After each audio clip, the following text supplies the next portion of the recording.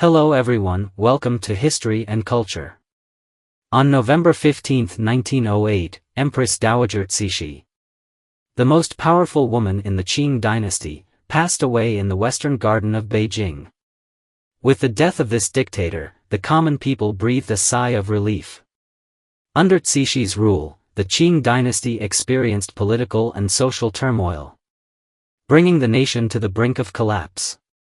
In her final moments, the scene was heartbreaking as she continued to manipulate court affairs, forcing the capable Emperor Guangxu into a corner, ultimately installing the 3-year-old Puyi as her successor. Cixi clearly showed little concern for the future of the Qing dynasty. Yet the most sorrowful person was undoubtedly Li Lianying, the eunuch closely tied to her fate.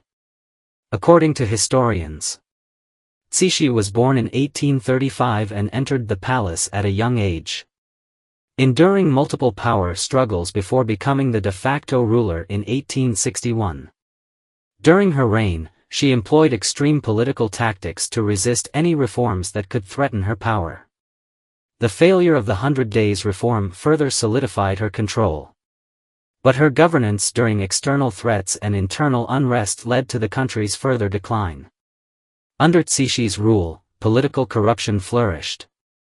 Power-hungry officials ruled with impunity, and the people suffered while she enjoyed a life of luxury. Her decisions were often driven by personal feelings, resulting in chaos and disorder in governance. By the time of her death, the Qing dynasty had lost significant territory. Trust in the government had plummeted, and the nation faced imminent danger. Li Lianying, originally named Li Jingxing, was born in 1848 into poverty, forced by family circumstances.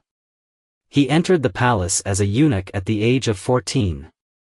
With his intelligence and emotional acumen, he gradually gained Cixi's favor and became her trusted aide. Historical records indicate that Li's father was originally an unemployed vagrant in Hejian Prefecture. After being adopted by a childless uncle, he lived a relatively comfortable life until the uncle's death, forcing the family to move to Beijing, where conditions worsened. To improve the family situation, Li became a eunuch. It is said that he gained Cixi's favor through his skill in hairstyling. But in reality, he was not exclusively a hairdresser.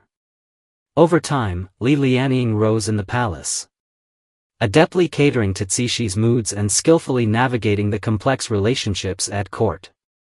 As Cixi's power increased, so did Li's status, ultimately making him the most powerful eunuch in the Qing court. His political savvy and adaptability solidified his position at the center of power. In the 20th year of Guangxu's reign, 1894, the 46-year-old Li was awarded a second-ranked cap and feather, a rare honor among eunuchs. Although this was merely a symbolic accolade, it was unprecedented. Emperor Yongzheng had set the eunuch rank limit at 4th rank, but Cixi broke this inherited rule for Li. Consequently, some historical commentators even labeled him as the King of Eunuchs in Chinese history. Moreover, the relationship between Li Lianying and Cixi was not merely one of master and servant. It was a deep emotional bond. Cixi was ruthless in politics but emotionally fragile, needing a loyal companion like Li to alleviate her loneliness and worries. They were companions for decades, with Li serving not only as Cixi's favorite but also as her emotional support. Li Lianying went to great lengths to please Cixi. Once, during her birthday celebrations at the Summer Palace, he arranged for the release of birds and fish. When the birds and fish quickly returned, Li remarked, "Your Majesty, even the fish and birds don't want to leave you." Although Cixi was aware of the trickery, she found Li's words pleasing and rewarded him. In reality, Li had trained the animals by starving them for a day, then enticing them back with food. It is noteworthy that during the 100 Days Reform, Li Lianying maintained a cautious attitude. He maneuvered between Cixi and Guangxu, attempting to preserve his status.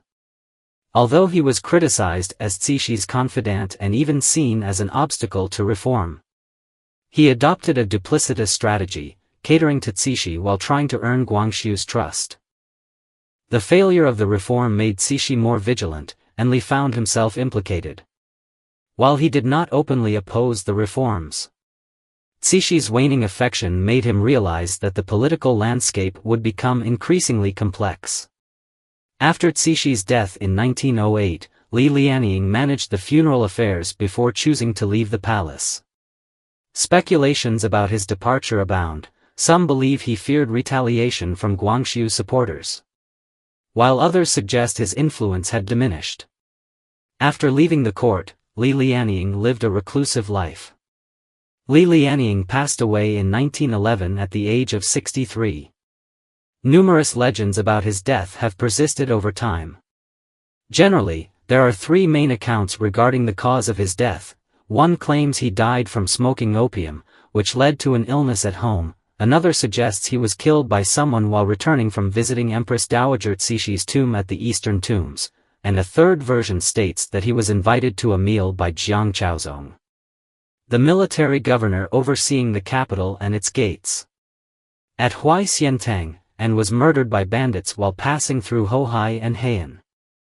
At the time, Li Lianying's family insisted that he died of illness. Empress Dowager Longyu granted 1,000 taels of silver for his funeral, and he was buried in Siji village, Yuyuantan, Haidian district. The cemetery spans around 20 acres and features a shrine and auxiliary halls. The stone archway at the cemetery bears the inscription, "Grave of the Grand Governor," bestowed by Imperial decree. Li Lianying's tomb was vandalized in 1966, and when archaeologists opened the coffin, they found only a skull and a long braid, while the body was missing. This phenomenon has sparked much speculation. Perhaps just as Li Lianying's life was filled with complex relationships, his posthumous affairs are equally dramatic, making the cause of his death a lasting mystery. Li Lianying owned 3 residences in Haidian, one at the Grand Council, one at the Duifang residence, and another at Kaifang. However, it raises questions why a eunuch who served Empress Dowager Cixi all day would need so many properties. Opinions vary. Some say Empress Dowager Cixi rewarded him with several residences for convenience. Others suggest these were places where he mingled with corrupt officials and accepted bribes. Some claim Li Lianying was wealthy and kept concubines in the town to show off, while others say he valued relationships and used these residences to entertain brothers and nephews. The residence at the Grand Council originally belonged to Manchu military officials. In the 12th year of Guangxu, 1886, Empress Dowager Cixi converted the burned-down Qinjiuan into the Summer Palace. The building once belonging to military officials in Haidian was claimed by Li Lianying, who did not live there himself but let his brother Li Chuanpu and his family reside there. The other 2 residences were acquired around the 17th year of Guangxu, 1891, without any cost. The construction of the Summer Palace was managed by Yiquang, who assisted Prince Chun with naval affairs, and Lishan, who was in charge of the Imperial household department and the construction work. Lishan was a well-known god of wealth in the capital, very active in officialdom. To gain Li Lianying's favor, he observed that Li wanted to acquire property in Haidian and allocated materials from the Summer Palace project to build the other 2 residences. Some historians comment at the relationship between Empress Dowager Cixi and Li Lianying represents one of the most complex narratives in late Qing history. The intertwining of Cixi's power and Li Lianying's wisdom created a tumultuous historical landscape. Li Lianying's success and tragedy reflect not only his personal capabilities but also the decline of the Qing dynasty. With the passing of Cixi, the fate of the Qing was sealed. And Li Lianying's story offers a different perspective on that history. Their intertwined destinies illustrate the outcomes of power struggles and the evidence of an era's transformation. This is the History and Culture channel. Liking and subscribing are the greatest help and support to us. Thank you everyone and see you in the next time.